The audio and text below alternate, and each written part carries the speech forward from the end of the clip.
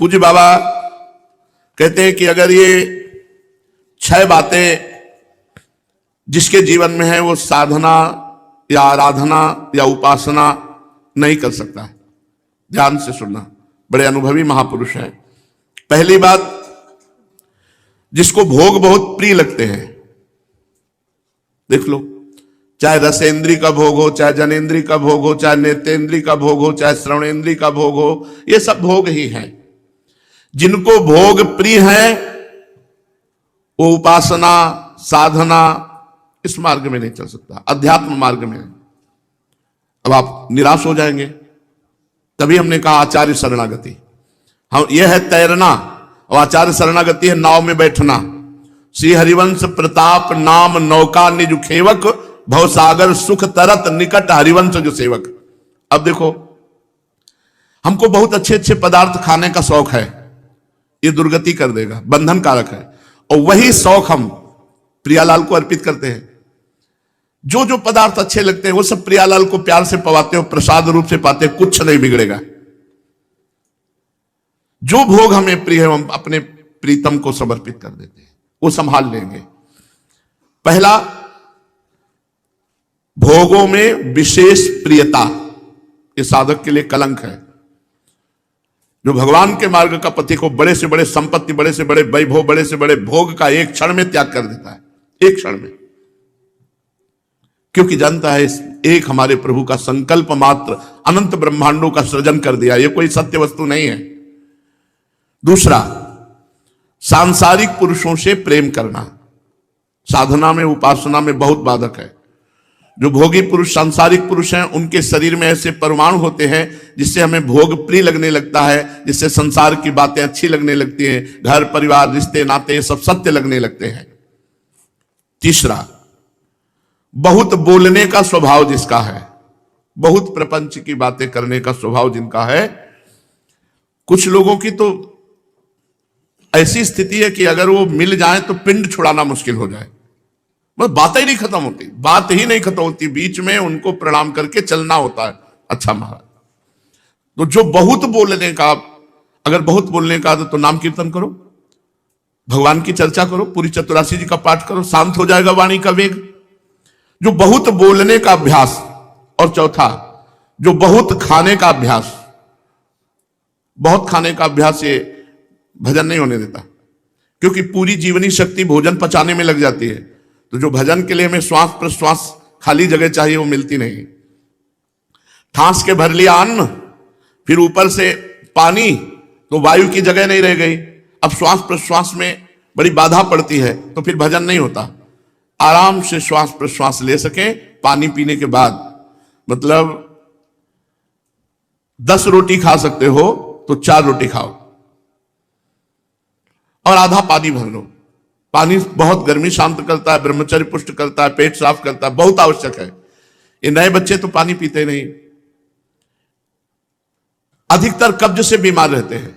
अभी 18-20 के हैं और कई बीमारियां लगी। उसका कारण है, जब आप 3-3.5 लीटर पानी 24 घंटे में एक शरीर को चाहिए, वो शरीर की गर्मी नष्ट करता है, पेट साफ करता है और उज्जवल कांति बनाता है। जल अत्यंत आवश्यक, क्योंकि हमारा शरीर 5 से बना है। वो 5 तत्व तो हमें चाहिए इस शरीर के पोषण के लिए।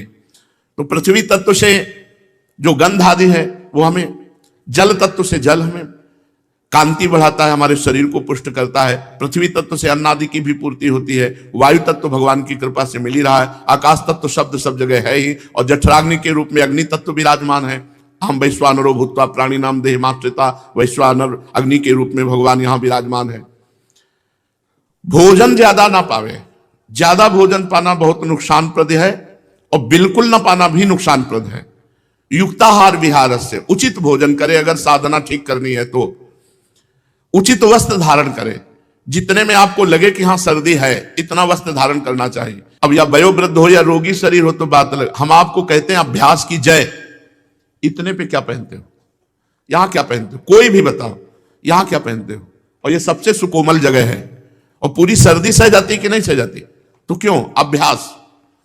जन्म से ऐसा अभ्यास दिया गया कि यहां कोई वस्त्र नहीं धारण कराया गया, तो इसका अभ्यास बन गया है हर सर्दी को सहने का, गर्मी को सहने का।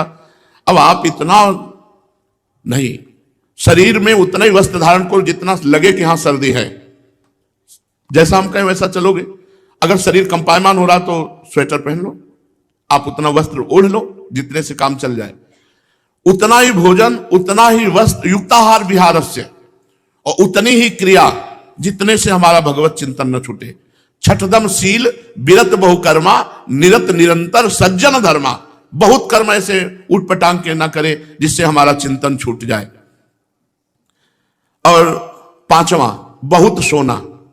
जब आपका भजन में प्रेम हो जाएगा तो नींद ऐसे शत्रु की तरह लगेगी, दुश्मन की तरह। ये लगेगा 6 घंटे बर्बाद कर दिए व्यर्थ में। अगर हम 6 घंटे भगवत चिंतन में इंद्रियों को पुष्ट कर पावे तो नींद में क्यों ले जाएं। सच्ची कहते हैं, इस नींद रूपी दुश्मन से लड़ा गया तो है ही नहीं, है ही नहीं।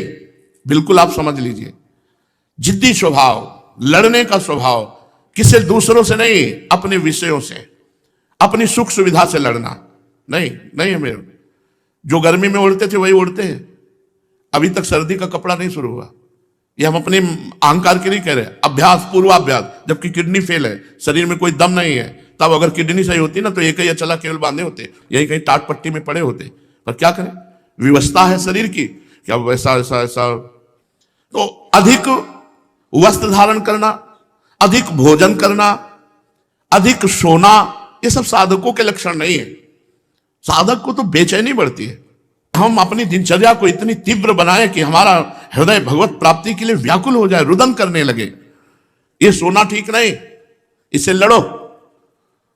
शयन उतना ही जितना आवश्यक है उतना कर लो। श्री कृष्णानंद स्वामी जी महाराज थे, बहुत बड़े महापुरुष हुए। उन्होंने लड़ना शुरू किया 2 घंटे में, 24 घंटे में केवल 2 घंटे विश्राम करते थे। और उड़िया बाबा तो बस ऐसे अपने पद्मासन में बैठे बैठे ऐसे टेक देते और ऐसे लगा के बस ऐसे थोड़ी देर विश्राम करते, ऐसे ही। कभी लेट के विश्राम नहीं किया, वर्षों कभी सीधा नहीं लेटे, बस पद्मासन में बैठे बैठे ऐसे। इन महापुरुषों ने माया पर विजय प्राप्त की। हम जवान शरीर होकर के बस खान पान, विश्राम, वस्त्र, कपड़ा मिल गया इसी में राजी नहीं। छठवां, हंसी मजाक मनोरंजन करना। ये 6 बातें जिसमें होंगी वो साधक नहीं हो सकता, वो उपासक नहीं हो सकता। कौन सी? पहला, भोगों में विशेष प्रेम होना। दूसरा, सांसारिक पुरुषों से प्रेम करना। तीसरा, बहुत बोलना। चौथा, बहुत खाना। पांचवा, बहुत सोना। और छठवां, आपस में हंसी मजाक करना। 3 में माया विशेष रख दी गई है। अधिक सोना, अधिक बोलना, अधिक खाना, इसमें विशेष माया। अधिक खाओगे, अधिक बोलोगे, अधिक सोओगे, भजन में रुचि नहीं रह जाएगी। जब रात रात भर जग कर भजन होता है तब साय मचती है, वही मंत्र, वही नाम गूंजता है। और ऐसा कभी नहीं हुआ कि झटका मारे, झटका मारे तो ऐसे ठंडा पानी ऊपर डाल ले, खड़े हो गए, एक पैर केवल खड़े। तो मजाक समझोगे? जब गायत्री अनुष्ठान होता था तो चोटी को ऊपर जो उसकी फूस की झोपड़ी होती थी ना, उसमें मोटे मोटे मूंज के ऐसे बंधन डाले जाते हैं, तो उसमें एक डोरी बांध देते, उसमें चोटी बांध दे, कैसे ना हो। वो सीधे ऐसे खड़े, बस सीधे खड़े होकर के जब कर। ये लड़ाई है भाई, ये लड़ाई है, ये युद्ध है।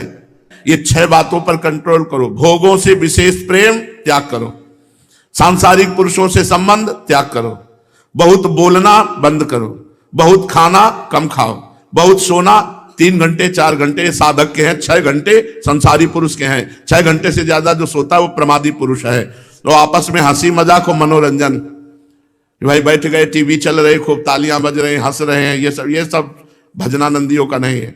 अरे वो टीवी देखे कि अपने हृदय में अंतर्मुख परमात्मा को देखे, बाहर के संसारिक पुरुषों को देखे या परम पुरुष परमात्मा को देखे। साधक को देखना चाहिए कि मैं साधक हूं। जब ये तुम्हें याद रहेगा मैं साधक हूं तो आप होश में रहोगे। जब ये भूल जाते हो तब ये बात होती है कि चलो मनोरंजन कर लेते, नहीं तो कहां मनोरंजन। अरे मरना है आज, नहीं तो कल मरना है। मनोरंजन क्या मनोरंजन, हमारा मन का रंजन तो प्रभु का नाम है। भक्त जन मनोरंजन प्रभु से होता है। हमारे मन का आह्लाद तो प्रभु से होता है। भक्त जन मनोरंजन, हमारा मनोरंजन संसार नहीं, प्रभु में मनोरंजन होना चाहिए।